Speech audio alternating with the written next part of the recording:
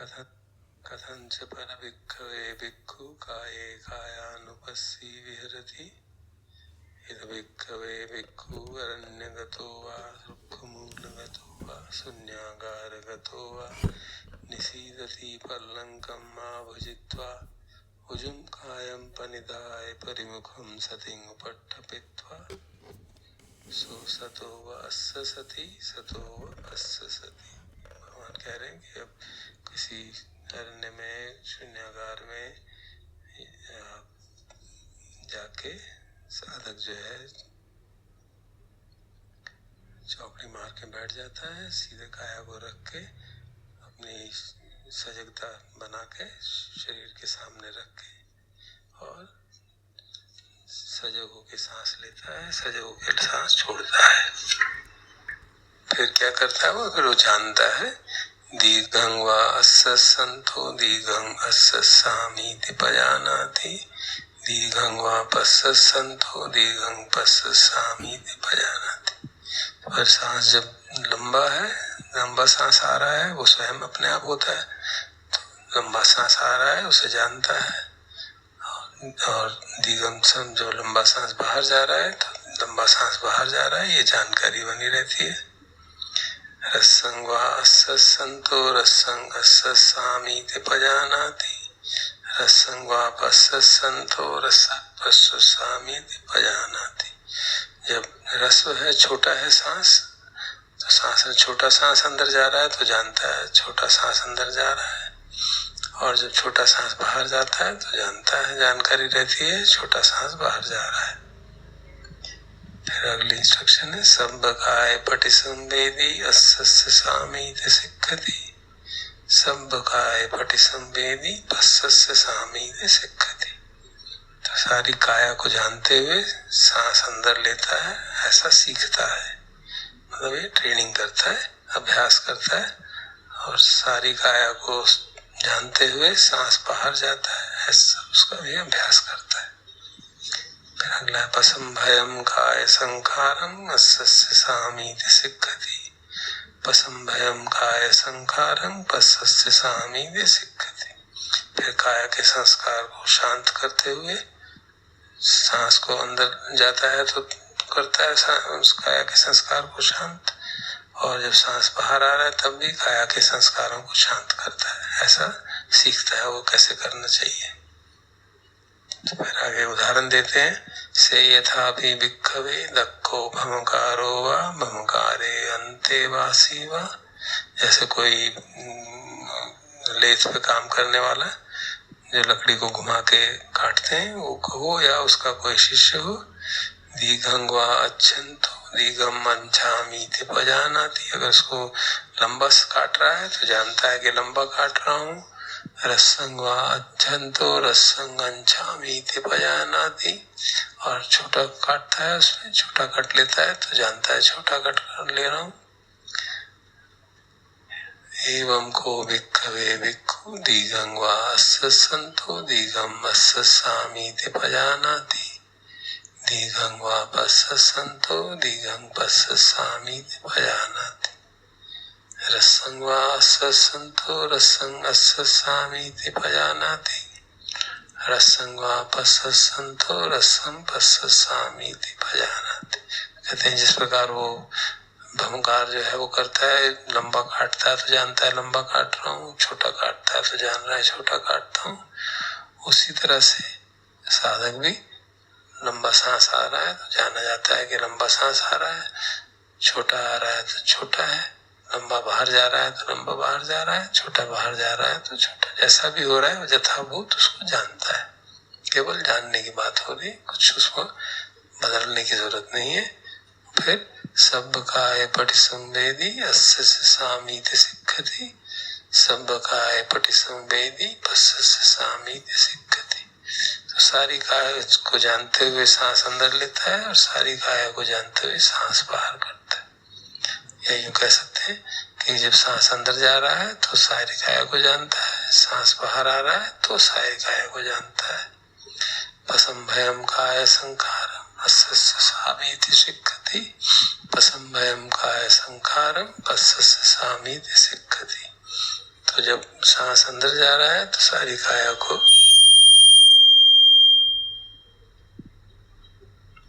सांस अंदर जा रहा है तो सारी काया को शांत करता है। काया में अगर कोई संस्कार है तो उसको शांत करता है, और जब सांस बाहर आ रहा है तब भी ऐसा करता है। तो ये काया संखार की शब्द की व्याख्या करेंगे बाद में। फिर इसका जो बार बार आता है ना, वो चीजें बहुत महत्वपूर्ण है। इति अज्जतंग वा काये कायानुपस्सी विहरति बहिद्धा वा काये कायानुपस्सी विहरति। इस तरह अपने भीतर की काया को जानता है और बाहर की काया को भी अनुपस्ना करता है। अज्जत बहिद्धा वा काये कायानुपस्सी विहरति, हम अंदर और बाहर दोनों तरफ के काया को विहार करता है। अब इसके अलग अलग लोगों ने अलग अलग व्याख्या की है, वो आगे देख लेंगे। समुदाय धम्मानुपस्सी वा कायस्मिन् विहरति वै धम्मानुपस्सी वा कायस्मिन् विहरति। समुदाय वै धम्मानुपस्सी वा कायस्मिन् विहरति। तो जब धम्म जो है, जो भी उठ रहे हैं, उसके उनके उदय को काया में जानता है, उनके व्यय को काया में जानता है, और उनके उदय व्यय को भी काया में जानता है। काया में होते तो जानता है। तो ऐसा क्यों कर रहा है? ऐसा करने से क्या होगा? अत्थि कायोति वापनस्य सती पच्चुपट्टिता होती हो, तो उसको समझ में आता है, उसके प्रति सती इतनी प्रतिष्ठित हो जाती है, वो ये तो केवल काया है, मेरी काया है ऐसा नहीं, ये केवल काया है, इसका स्वरूप ऐसा है। यावदेव ज्ञान मत्ताय पटिसति मत्ताय अनिश्चितो च विहरति न च किंचि लोके उपादीयते। तो तब तक साधना करता है, तब तक जब तक ज्ञान मत्ता है, केवल ज्ञान, पटिसति मत्ता है, केवल सती, निरंतर सती रह जाती है। मतलब कोई जानने वाला नहीं है, केवल सती है, जाना जा रहा है, और ज्ञान है, क्या जाना जा रहा है उसकी ज्ञान है। तो अब स्पष्ट है कि वो उद्देश्य सारी साधना का अहम को शांत करने का है, ताकि अहम बात का शांत हो जाए और केवल जाना जा रहा है, केवल ज्ञान मात्र है और सती मात्र है। और तब अनिश्चितो च विहरति, वो किसी पर आश्रित नहीं रहता। न च किंचि लोके उपाधि, लोक में किसी भी चीज को उपादान नहीं करता, पकड़ता नहीं है। लोक में से वही है, बाहर और भीतर, 5 खंड और बाहर का लोक। एवं पिको विक्खवे भिक्खु काये कायानुपस्सी विहरति। तो इस प्रकार से भिक्षु काया में अनुपस्ना करते हुए विहार करता है। तो पहले थोड़ा सा समझना चाहेंगे, जो खास तौर पे जो रिफ्रेन है, वो जो बार बार आता है, ये जो बातें थी अज्जतंग वा काये कायानुपस्सी विहरति, ये हर सेक्शन के एंड में आता है। काया के, फिर इसी तरह वेदना के, फिर चित्त के, फिर धम्म के। तो इसका महत्व है, तभी ये बार बार आ रहा होगा। तो महत्व ये है कि वो भगवान हमसे कहते हैं कि उनके उदय व्यय को जाने। जो भी एक्सपीरियंस किया जा रहा है, जो भी जाना जा रहा है, वो बदलता है, वो अनित्य है, उसको निरंतरता से जानते रहे, उसके अनित्य स्वभाव को भी पहचानते रहे। और वो कब तक करते रहे? तब तक जब तक कि ये सजगता रहे, हमारा जो अहम का भाव है कि मैं जान रहा हूँ, वो भाव धीरे धीरे अस्त हो जाए और केवल सजगता रह जाए कि अच्छा ये शरीर है और ये ऐसे, इसमें ऐसे ऐसे होता है। यहाँ पे अभी हम सांस ऐसे आता जाता है, फिर आगे देखेंगे इसमें ये धातुएं हैं, या चित्त करेंगे या मन धम्म करेंगे, सब में यही बात कि ये धम्म है, ये ऐसा ऐसा होता है, ये चित्त है, इसमें ऐसा ऐसा होता है, ये वेदना है, ये इसमें बदलाव होता रहता है, और ये सिर्फ वेदना है और कुछ नहीं है, मेरी वेदना है, ऐसा कुछ नहीं है। तो इस तरह से जो साधना की बातें हमें समझाई जा रही हैं, उनको हमें याद रखना चाहिए साधना करते ही। बहुत महत्वपूर्ण है कि एक तो ये कि कोई हमें एफर्ट नहीं करना है, श्वास अपने आप आ रहा जा रहा है। और जो सीखने की बात है सारी काया में, तो जैसे सांस अंदर गया, तो जब हम काफी दिनों तक ध्यान ठीक से करते हैं, और जैसे हम लोग कर रहे हैं, तो सांस अंदर जा रहा है तो हम सारे शरीर की ओर ध्यान करते हैं, सारे शरीर में क्या हो रहा है जानते हैं।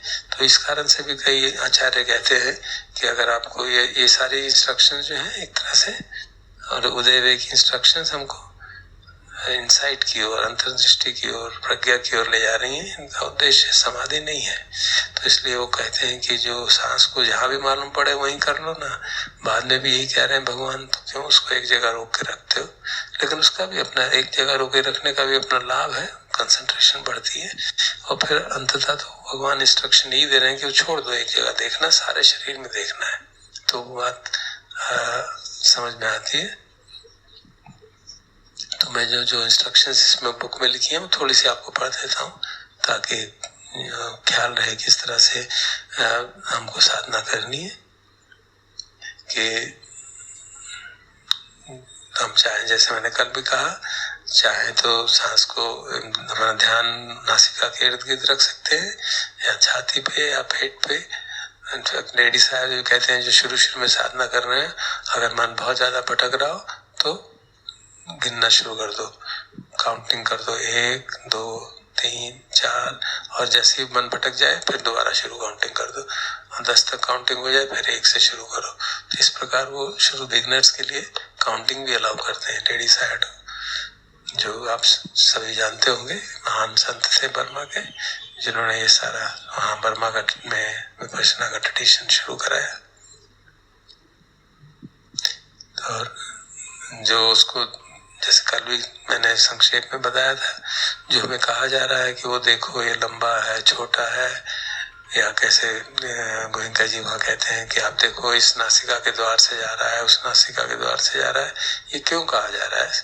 इसलिए ताकि हमारी फोकस बढ़ जाए, मन के भटकने की टेंडेंसी कम हो जाए। क्योंकि और जितना गंभीरता से, जितनी गहराई से हम ऑब्जर्वेशन करेंगे, उतना हमारी सती प्रतिष्ठित होगी, पुष्ट होगी, और मन के भटकने का अपॉर्चुनिटी कम हो जाएगी। और जो शब्द है सब काय पटिसंवेदी, इसकी भी अलग अलग व्याख्या करते हैं। क्योंकि आनापानसति सूत्र में भगवान काया को ये भी कहते हैं कि सारी शरीर, जो काया का मतलब होता है इकट्ठा होना, समुच्चय, तो जो सांस है वो भी एक तरह की काया ही है। तो कई लोग उसको इंटरप्रेट करते हैं कि पूरी सांस की जानकारी मैंने बनाए रखनी चाहिए। जैसे कल हमने किया भी था कि सांस आ रहा है, आ रहा है, आ रहा है, हम जानने जा रहे हैं, जाने जा रहे हैं, जाने जा रहे हैं, फिर सांस रुक गया, उसको जानते हैं, अभी भी रुका हुआ है, फिर जानते हैं, फिर सांस बाहर आ रहा है, वो भी जानते हैं, जानते हैं, फिर सांस बाहर आके रुक गया, उसको भी जानते हैं, सांस रुका हुआ है, ये भी जानते हैं, रुका हुआ है, और फिर शुरू हो गया, ये जानते हैं। तो इस तरह से हम पूरे सांस की जानकारी कर रहे हैं। तो सब काय पटिसंवेदी को कई लोग ऐसे इंटरप्रेट करते हैं, लेकिन कई लोग ये भी कहते हैं कि सांस आ रहा है तो सारे शरीर को जानो, सांस बाहर जा रहा है तो सारे शरीर को जानो। दोनों के अपने लाभ हैं, तो हम दोनों ही करते हैं, करने का प्रयास करते हैं। उतना ही सब प्रयास करना चाहिए जिससे कि तनाव ना हो, मन शांत रहे। जितना मालूम पड़ रहा है उतना ही ठीक है, उसमें कोई भीड़, जैसे जैसे अभ्यास बढ़ता जाएगा, चित्त और शांत हो जाएगा तो अपने आप मालूम पड़ जाएगा। पूरा मालूम नहीं पड़ा, इससे कोई नुकसान हो जाएगा, इस बचने में नहीं पड़ना चाहिए हमको। हमारा उद्देश्य बेसिकली है उदय व्यय को जानना, प्रतिक्षण जानना कि सांस बदल रहा है। जब सारे शरीर को जान रहे हैं तो जानना कि जो भी महसूस हो रहा है, वेदनाएं जो महसूस हो रही हैं, जो संवेदनाएं महसूस हो रही हैं बॉडी शरीर के ऊपर, वो प्रिय है या प्रिय है, कभी ज्यादा प्रिय है, कभी कम प्रिय है, कभी ज्यादा दुखद है, कभी कम दुखद है। तो वो उस ओर हमारा ध्यान जाना चाहिए, उसके बदलाव की ओर, अनित्य बोध की ओर। क्योंकि उस अनित्य बोध के आधार पे ही हम आगे साधना करना चाहेंगे। तो जो पसम भयम काय संखारम है उसको कल चर्चा करेंगे, आज छोड़ देते हैं। तो जो आप देखेंगे इस जो उद्देश्य है वो, जैसे जान सुमेधो कहते हैं, जान सुमेधो की चाक टॉक सुन रहे हैं, जान वीरधम्मो की हमने सुनी, कि हमारा फोकस ये होना चाहिए कि जो हमारा एक्सपीरियंस हो रहा है उसके कंटेंट्स को शुरू तो उससे करेंगे, कंटेंट्स को जानेंगे। जैसे यहाँ सांस आ रहा है, जा रहा है, उसको जानना शुरू करेंगे। धीरे धीरे फोकस हमारा उसके अनित्य बोध की ओर होना चाहिए, कंटेंट्स को उतना महत्व न देते हुए ये जानकारी हमारी बनी रहे कि जो भी अनुभव हो रहा है वो अनित्य है। और क्योंकि हमने इस भगवान की शिक्षा पढ़ी है तो हमें मालूम है जो अनित्य है वो कभी भी हमेशा हमारे लिए अबाइडिंग हैप्पीनेस, हमेशा निरंतर सुख का कारण नहीं बन सकता, दुख का ही कारण बनेगा। उसको हमारी जानकारी बनी हुई है, और ये भी जानकारी हमारी यहाँ पे साधना करते मालूम पड़ती है कि सांस अपने आप आ रहा है, अपने आप जा रहा है। हालांकि मेरा भी उस पर कुछ कंट्रोल है, लेकिन जब हम एफर्टलेसली ध्यान करेंगे तो स्पष्ट मालूम पड़ेगा सांस आ रहा है, जा रहा है, आ रहा है, जा रहा है, और ये अपने आप हो रहा है, मुझे कुछ करने की जरूरत नहीं। ये बहुत आवश्यक बात है कि हमारा ध्यान अनित्य दुख अनाथ की तरफ हो और हम सांस के अंदर ही न खो जाए। शुरुआत वैसे ही करेंगे, जानकारी भी बनाए रखेंगे, लेकिन अपना ध्यान उस ओर ज्यादा देंगे। और जब वो अंत में हर पैराग्राफ के अंत में आती है अनिश्चित हो जब विहरति नचे किंची लोके उपाधि, उसका भी तात्पर्य अनिश्चित हो मतलब आश्रय नहीं है, किसी चीज पे भी आश्रय नहीं, किसी पे उसकी डिपेंडेंस नहीं है, और ना ही किसी चीज को चिपक करता है। तो उसका उद्देश्य क्या है कि वो किसी भी चीज को अपना मैं और मेरा नहीं मानता है। तो इस तरह से तभी वो सब किसी भी चीज पे आधारित नहीं रहता है। तो इस तरह से देखेंगे साधना का जो ध्येय है भगवान ने स्पष्ट किया है कि हम ध्यान धीरे धीरे जानते जाएंगे कि जानकारी हो रही है और कोई जानने वाला नहीं है। तो इस अनुरूप साधना करते हैं थोड़ी देर।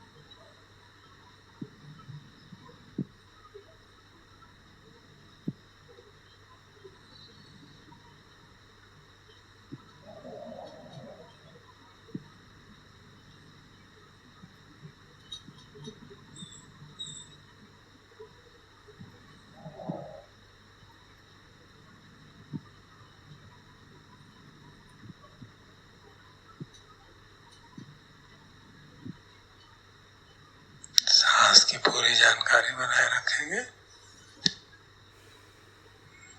एंटायर ड्यूरेशन, सांस के शुरू होने से लेकर उसके रुकने तक, फिर बाहर आने से लेकर वहां पे रुकने तक जानते रहेंगे। लंबा है, छोटा है, बाई नासिका से जा रहा है, दाई द्वार से आ रहा है, जैसा भी हो रहा है उसको जानेंगे ताकि मन का भटकना कम हो।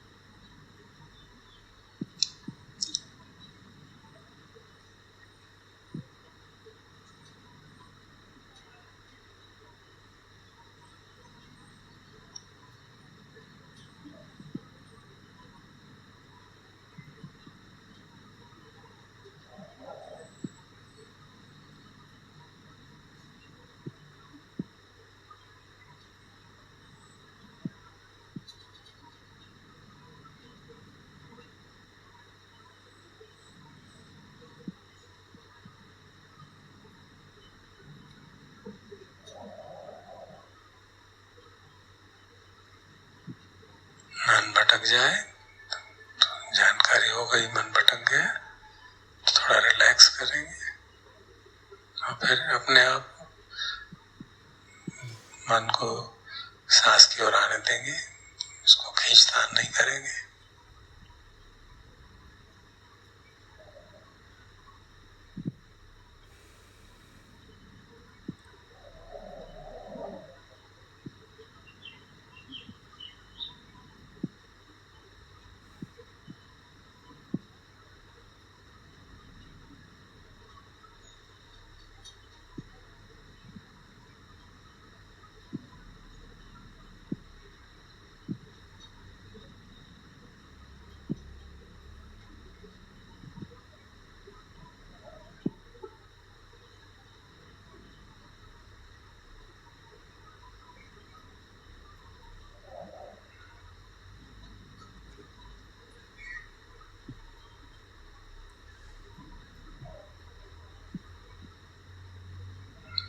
ये भी ध्यान देते रहेंगे कि सांस की फिर क्वालिटी चेंज होती जा रही है प्रतिक्षण।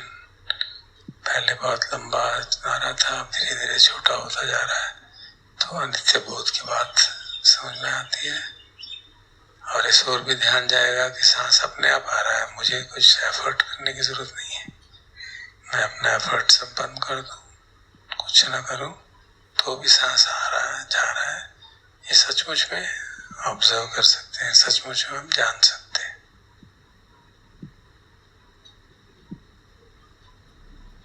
इसलिए अनित्य बोध, अनात्म बोध की कुछ हद तक, अनात्म बोध उस सेंस में कि मैं नहीं कर रहा हूं, अपने आप हो रहा है।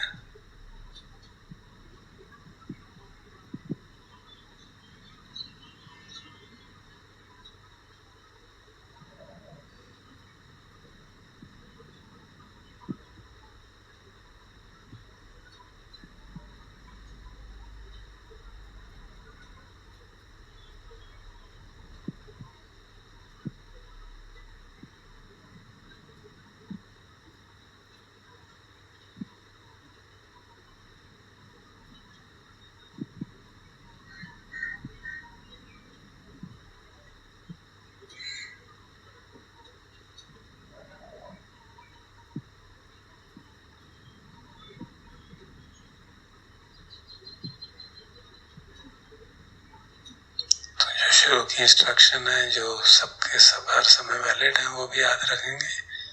आता भी संपजानो सतीमा विनेय लोके अविद्या दो मनस। तो लोक में जो हमारे अनुभव में आ रहा है, कुछ भी आ रहा हो, उसके प्रति न द्वेष होगा न राग होगा, और प्रयास करते रहेंगे कि निरंतरता बनी रहे।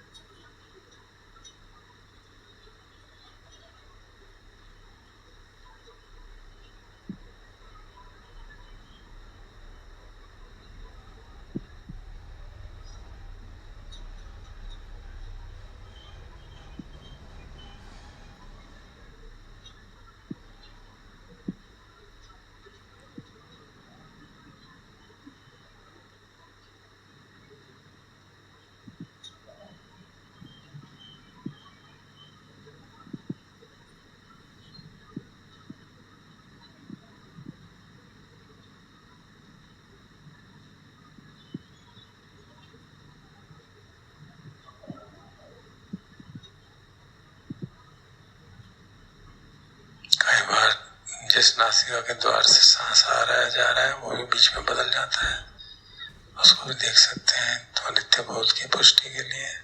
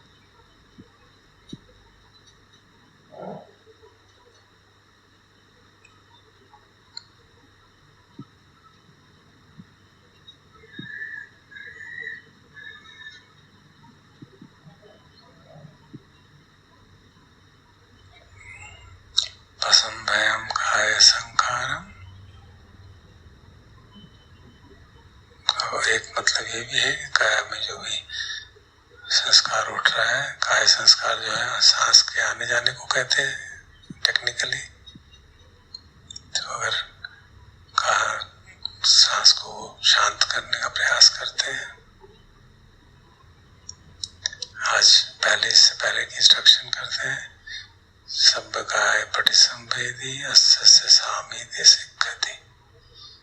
सारी काया को जानते हुए जब सांस लेता है तो सारी काया को जानता है, सांस छोड़ता है तो सारी काया को जानता है। तो उसके लिए पहले स्टेप के रूप में अगर हम नासिका के द्वार पे कंसंट्रेट कर रहे हैं तो उसको छोड़ देते हैं और सारे शरीर को एक साथ देखने का प्रयास करते हुए सांस के नेचुरल रेस्पिरेटरी प्रोसेस को, जो अपने आप सांस का आना जाना हो रहा है, उसकी ओर ध्यान देते हैं। सांस का भी चेस्ट पे मालूम पड़ेगा, पेट में मालूम पड़ेगा तो हलन चलन मालूम शुरू हो जाएगी। तो इसका मतलब असंभयम काय संखारम की तरफ जा रहे हैं। तो अभ्यास करके देखें।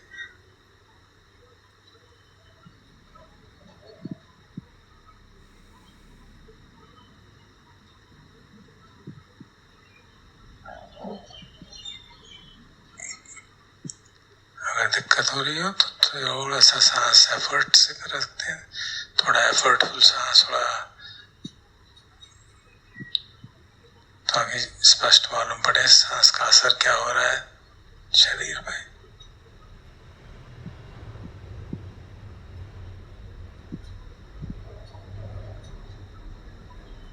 क्योंकि हम सब ने अभ्यास किया हुआ है शरीर की संवेदना जानने का, तो अगर टेंस नहीं होंगे, सजग नहीं हो, शांत रहेंगे तो अपने आप बाकी शरीर में भी अनुभव होने लगेगा।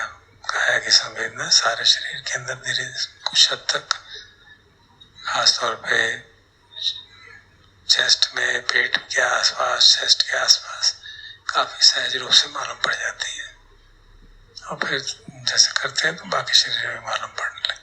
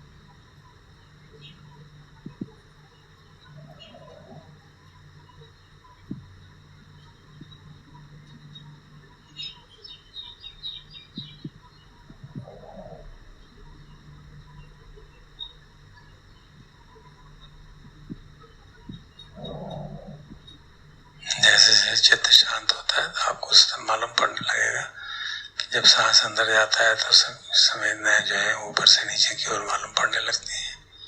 फिर सांस बाहर आता है तो नीचे से ऊपर की ओर जाती हुई महसूस होती है। शरीर में, हाथों में भी, भुजाओं में बड़े आराम से मालूम पड़ने लगती हैं।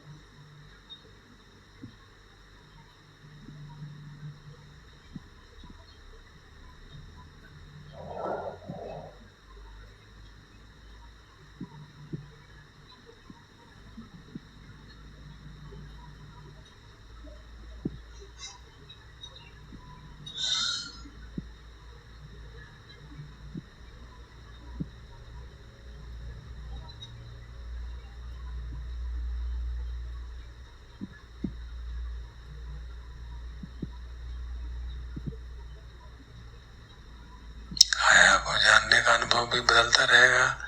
कभी बड़े आराम से सारी काया मालूम पड़ेगी, कभी नहीं मालूम पड़ेगी। तो उससे अनित्य बोध जागे, डिसअपॉइंटमेंट ना जागे, ये समझदारी बनी रहे। कहीं ये ना सोचने लगे कि वो सारी काया को जानना अच्छा है और कम काया को जानना बुरा है। ये सिर्फ आलम्बन मात्र है, अभ्यास करने के लिए, अनित्य बोध जगाने के लिए, चित्त को शांत करने के लिए।